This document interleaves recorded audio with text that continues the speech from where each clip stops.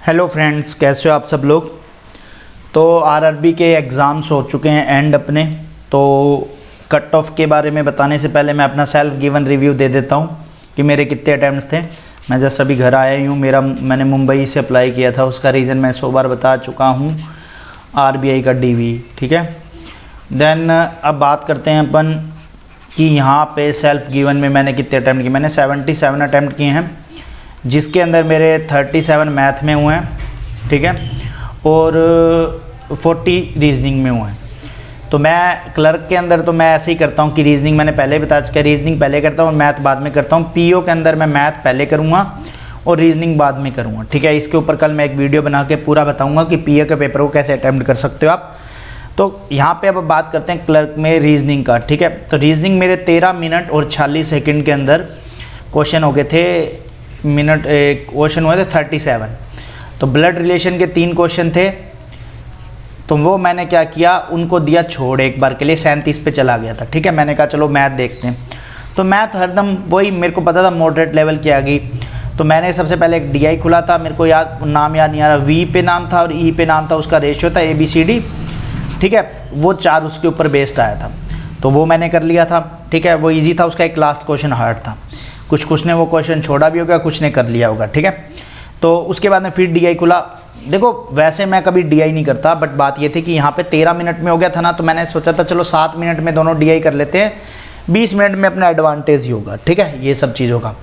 फिर उसके बाद में दूसरी डीआई खुल गई थी, उसके अंदर था क्रिकेट का था, क्विज़ का था, एक ऑप्शन शायद और था, ठीक है, एक और पेंटिंग था, ठीक है। और ये ABCD का ऐसे ही दे रखा था, ABCD इनकी वैल्यूज़ दे रखी थी, इजी डीआई थी। इसका भी एक क्वेश्चन हार्ड था, बाकी 4 सिंपल थे, ठीक है। तो अब मैंने यहाँ 37 पे इसलिए छोड़ दिया था कि मैंने कहा चलो एक बार के लिए अपन करके देख लेते। सॉरी, यहाँ पे रीजनिंग में मैंने पहले 37 किए थे, उसके बाद में मैंने 40 पे चला गया था। मैं उसका रीज़न भी बताऊँगा क्या है। तो मैंने जब यहाँ पे पूरा अटैम्प्ट करने के बाद में, इसके बाद 1 सेकेंड को अपन साफ़ कर लेते हैं।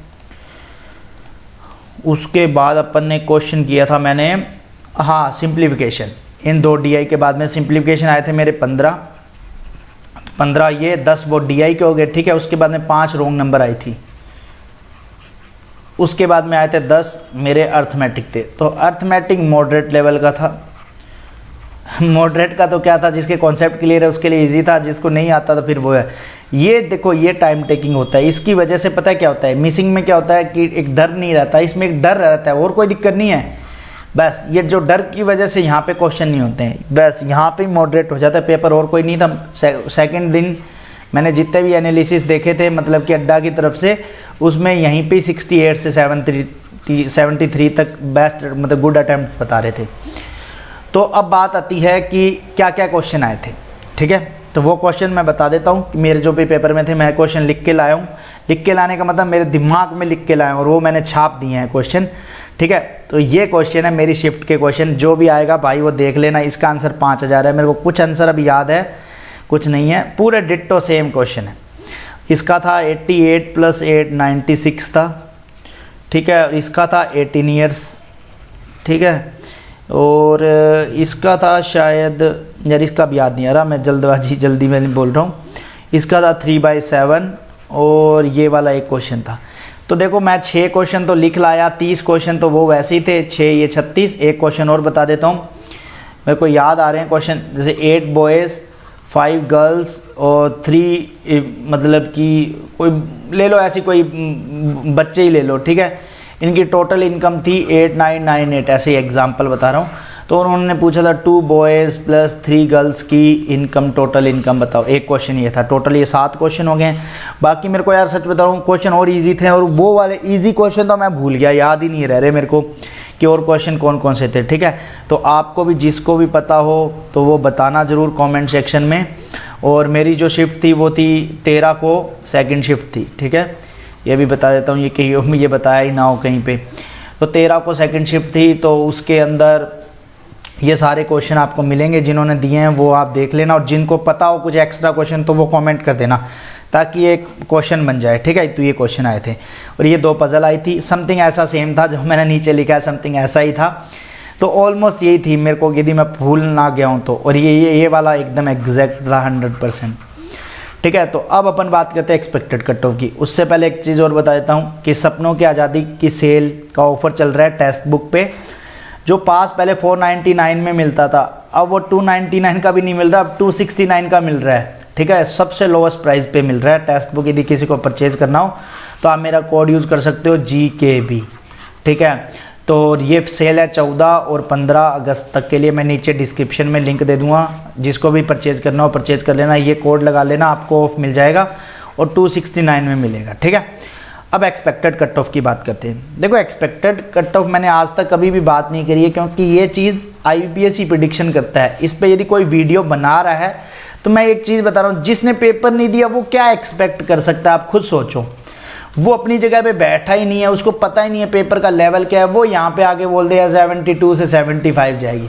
तो मैं सही बता रहा हूँ, उसके नीचे कमेंट सेक्शन में यही कमेंट करना चाहिए था, भाई पेपर तो दे यार, बिना पेपर के कैसे तू अपने आप बता रहा है कि पेपर का लेवल ये था। अब बस वही आदत होती है कि वीडियो बनाना जल्दी से, हमें सबसे पहले वीडियो बना के दिखाना है, तो वो आदतों पे चल रहे हैं लोग।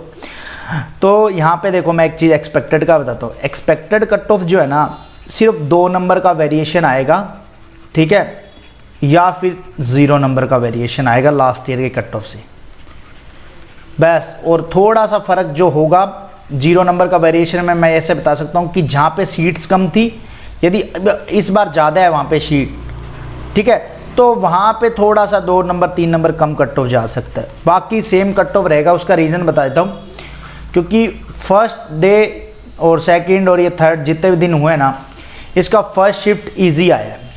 ठीक है, तो फर्स्ट शिफ्ट इजी आया ना, तो उसकी वजह से क्या है, जैसे वहाँ पे तो अटैम्प्ट सबके 75 प्लस हो चुके हैं ना, तो उनको तो ऐसे तय नहीं, उनको IBPS बाहर निकाल देगा कि भाई तुम तो बाहर निकलो, हमें वो 68 वाले लेने हैं। ठीक है, तो आप एक्सपेक्टेड कट ऑफ अपने आसपास का मान सकते हो कि जितना पिछली बार, आप ऐसे नहीं है कुछ कर कहेंगे 65, अब वो लास्ट ईयर मैं बता रहा हूँ ऐसे 75 हुए भी थे, बट ये है कि अब 65 आपकी शिफ्ट हार्ड है तो है। अब आप पता क्या है, आप ये चीज़ चेक करने के लिए आप एक काम करो, आपके आसपास के जो दोस्त वगैरह हैं उस शिफ्ट में कितने करके आए। यदि वो 65 से 68 या 69 की रेंज में करके आए और आप भी उसी रेंज में करके आए हो, तो आपकी शिफ्ट हार्ड थी। ठीक है, यदि अब कुछ जैसे आप 65 करके आए हो, बाकी आपके दोस्त 70 प्लस करके आए, तो आप ये सोचो कि शिफ्ट हार्ड नहीं थी, फिर शिफ्ट में एकदम थोड़ा बहुत इजी था पहले उससे, जो पिछले वाली शिफ्ट है। तो इस चीज़ों का आपको ध्यान रखना है माइंड में। और देखो, अब मैं तुम्हें एक चीज़ बताता हूँ, अब लोगों ने क्या कर लिया है कि दिमाग में एक चीज़ बिठा लिया है, तो होता क्या है, माइंड डाइवर्ट पता कैसे होता है कि जैसे फॉर एग्जाम्पल मैंने शिफ्ट दे के आया, मैंने टेलीग्राम पर डाल दिया मेरे 77, अब मेरी शिफ्ट हार्ड थी, बट मानता हूँ कि बस वो रीजनिंग की वजह से मेरा हो गया। यदि रीजनिंग मेरी भी 20 मिनट में होती तो मेरे भी यहाँ पे 40 क्वेश्चन ये होते हैं, देन फिर वहाँ पे 30 से 32 क्वेश्चन होते, तो मेरे भी 70-72 क्वेश्चन होते, तो मेरे को वो एडवांटेज मिला कि मेरे को क्वेश्चन करने का टाइम ज़्यादा मिल गया। ठीक है, अब जैसे देखो स्क्रॉलिंग की तो देखो सबके प्रॉब्लम है, सबकी जीरो प्रैक्टिस होती है, क्योंकि सबके पास में ऐसा नहीं होता है। तो आप पेपर को हमेशा 40 मिनट का मान के चला करो, आप 45 मिनट का मान के चलते हो, फिर बाद में यहाँ एक्सक्यूजेस देने का कोई फ़ायदा नहीं है कि वहाँ मेरा माउस धीरे चल रहा था, ये हो रहा। तो आप जब आप पहले आधा घंटा बैठे होते हो तो पहले आप माउस ही चेक किया करो ना, आप तब तो कुछ करते नहीं, तब तो बैठे इधर देख रहे, जनता को देख लिया, उधर देख लिया। तब आपको क्या करना है कि आप अपनी चीज़ों को देखा करो कि मेरा माउस अच्छे से वर्क कर रहा है, नहीं कर रहा है। ठीक है, स्क्रीन पे कुछ लिखा तो नहीं हुआ कि जो मेरे को डिस्टर्ब करेगा लास्ट में एग्जाम में। जैसे जयपुर के कुछ कॉलेज के स्क्रीन पे कुछ गंदा गंदा लिखा हुआ है, तो मैं अपनी स्क्रीन ही चेंज करवा लेता हूँ। तो ये सब चीज़ें आपको खुद को करनी पड़ेंगी, वहाँ जाके कोई नहीं करेगा। अब स्क्रॉलिंग वाली दिक्कत आ गई, अब चलो यहाँ पे आपको पहला पेपर था, आपकी दिक्कत आ गई।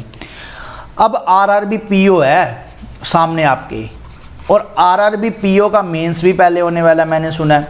तो जब इसका मेंस होने वाला है तो आप उसी बैंक में PO लगोगे जहाँ आप क्लर्क का सोच रहे हो।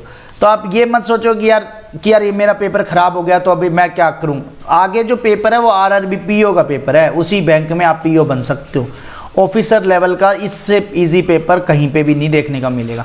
पिछली बार किन्हीं का RRB क्लर्क नहीं हुआ, बट वो RRB PO में लग गए। ठीक है, तो उनको कोई रिग्रेट ही नहीं है। फॉर एग्जाम्पल मेरा भी नहीं होता, ठीक है, मेरा प्री पास नहीं होता, तो क्या हो जाएगा उससे, कि भाई क्या है, मेरी एक्सपेक्टेशन ही तो थी, मैं तो करके आया था, बस नहीं हुआ तो नहीं हुआ, इसमें क्या बड़ी बात है कि भाई पेपर पास नहीं हुआ तो इसका मतलब सब कुछ ही खत्म हो गया क्या?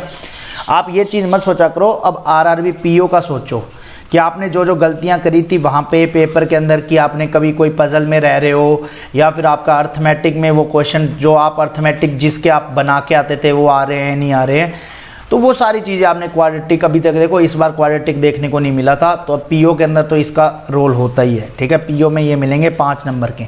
ठीक है, इसके अंदर नहीं मिला था। तो मैं सीधा सीधा कहूँ, अब आप भूल जाओ कि आरआरबी क्लर्क भी कोई पेपर दिया था, अब रिजल्ट पे देखेंगे जब होगा।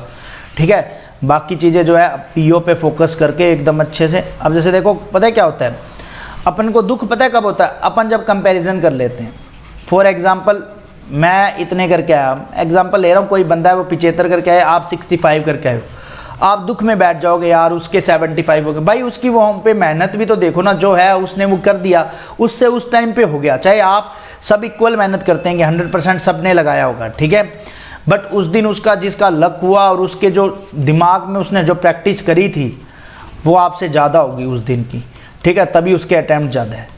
तो ये सब चीज़ें आपको दिमाग से निकाल के, आप ये मत सोचो कि अभी यार मेरे साथ क्या हो गया, ये वो आगे, अभी एसबीआई का नोटिफिकेशन आने वाला है, तो अब एसबीआई का सोचने से पहले आरबीआई का सोचो, आरबीआई का नहीं, सॉरी, आरआरबी पीओ का। ये पेपर निकल गया तो आपके सारे पाप धुल जाएंगे, 50,000 रुपये सैलरी है। ठीक है, तो मैंने कट ऑफ का ही बता दिया। बाकी अभी पता है मेरी वीडियो 3-4 दिन लगातार वीडियोज़ आएंगी, तो आप देख लेना, उसमें मैं सारी स्ट्रेटेजीज बता दूंगा जो जो मैं फॉलो करने वाला हूँ। ठीक है, मैं अभी 3 क्वेश्चन देखो मैं क्यों नहीं करके आया, उसका एक रीज़न भी बता देता हूँ कि जैसे कुछ कह देंगे करे क्यों नहीं। मैंने सबसे पहले 37 क्वेश्चन कर लिए थे 13 मिनट में रीजनिंग के अंदर। ठीक है, तो यहाँ पे मैंने क्या हुआ कि मेरे को पता था कि 37 मेरे सही हैं एकदम, मैं इन हर ऑप्शन को 2-2 बार देख के टिक मार्क कर रहा था। उसके बाद में मैं क्या हुआ, मैथ पे आया।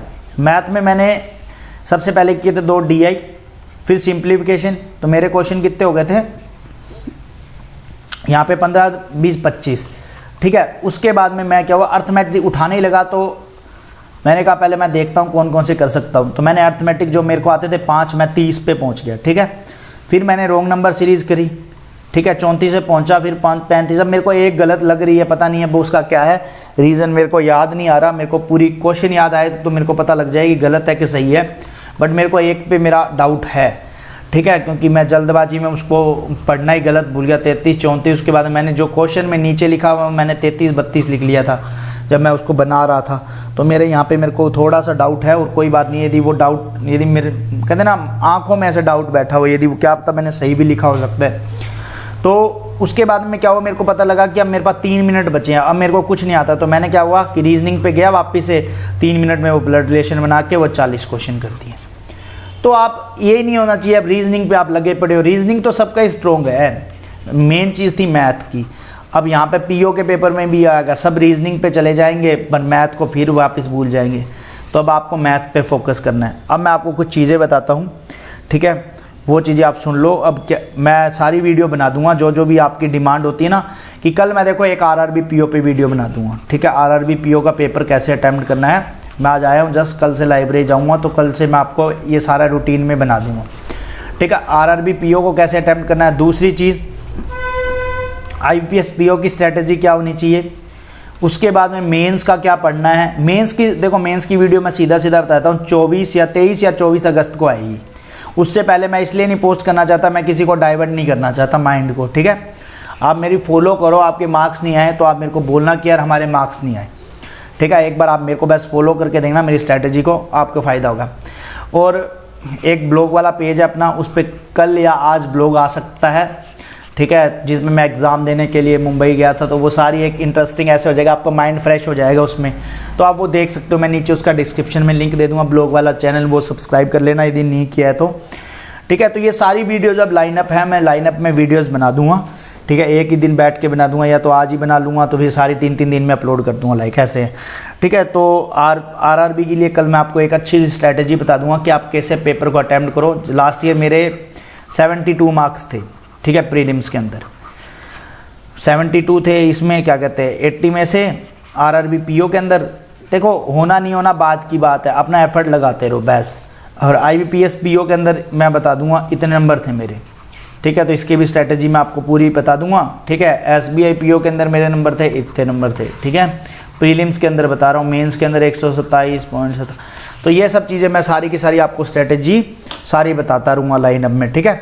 तो मिलते हैं, तब तक के लिए मस्त रहो, स्वस्थ रहो, जय माता दी, बाय बाय।